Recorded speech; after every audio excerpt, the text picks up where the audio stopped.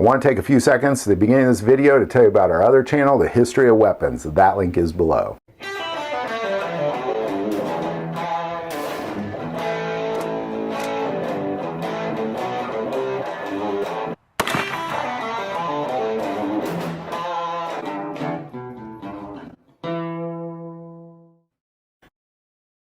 I love this country, but when people in this country speak of being patriots to the country, I believe if you truly love this country and you truly want to see it survive and you truly want to see it thrive, it has to be blessed by God. It has to be blessed by God. And there's no way anybody can be convinced that for some reason God is okay with the behavior of a majority of Americans in this country, that somehow he is okay with the sexual immorality and he is okay with the sex slave industry and the pornography industry and the drugs and the adultery and the murder and on and on and on and on and on, and the gluttonous selfishness. It's not just non-Christians, it's Christians too. It's much of America. And God really only does three things to countries like that. He either enslaves them, or he destroys them, or a combination of being enslaved and destroyed.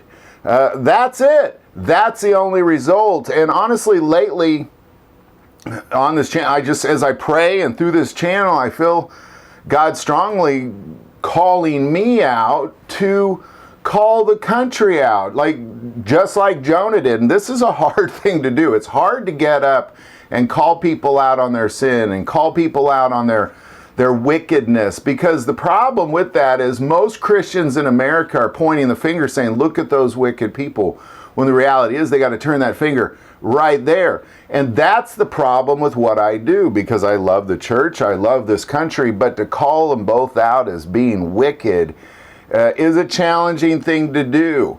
But I do. I feel very much like Jonah, only I'm not trying to escape. I actually named my son Jonah, literally for a reason that I didn't know at the time, but now I understand fully. But if you look at, God didn't have a lot of instructions for Jonah. It was very, very simple. And I believe these instructions are the exact same for the United States, because God does not change. He said, "Arise, go to Nineveh, the great city, and cry out against it, for their wickedness has come up before me." And then, of course, Jonah tries to escape this, and a fish eats him and spits him out. And then God says, "Now the word of the Lord came to Jonah a second time, saying, Arise, go to Nineveh, the great city, and preach to it the message that I tell you." Jumped 4, and Jonah began to enter the city on the first day's walk. Then he cried out and said, "Yet 40 days, and Nineveh shall be overthrown." But the big difference is the leadership of Nineveh recognized the glory of God and recognized the need for God and recognized that this is for real. This isn't playtime. This isn't make-believe. This isn't mythology. This is real. It is very, very real, and he realized it was real, and he set a decree for people to repent in a very biblical way.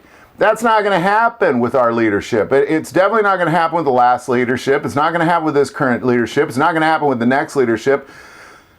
And it's definitely not happening through the church.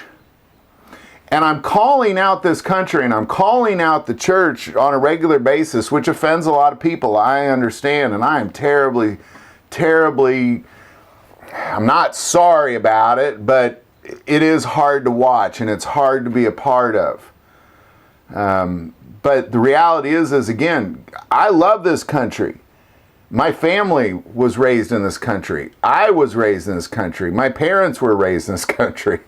I think we started to have some immigrants, but on my dad's side, their parents and their parents and their parents and their parents, they were native to this country. I love this country. I don't want to see it destroyed. I really don't. And this is a call, like, your wickedness has reached to heaven. Repent. I don't know how else to say it. I think, just arise, get on film, and tell everybody their wickedness has reached up to heaven. I don't know how else to say it. But I do know for a fact that there's only three options for the result of how God deals with a country like America has become. Not how it began, but how it has become. enslavement, destruction, or a combination of the two. That's it. There is no other ands, if or buts about it. So repent. The kingdom of heaven is at hand. I would like to take a moment and say that it's very important that you represent what you stand for, and we are now selling God, Family, and Guns merchandise. But the most important part of this channel is we take prayer requests, so don't ever hesitate to send that in. Thank you for watching this episode of God, Family, and Guns, and as always, love God, love your family, and love guns.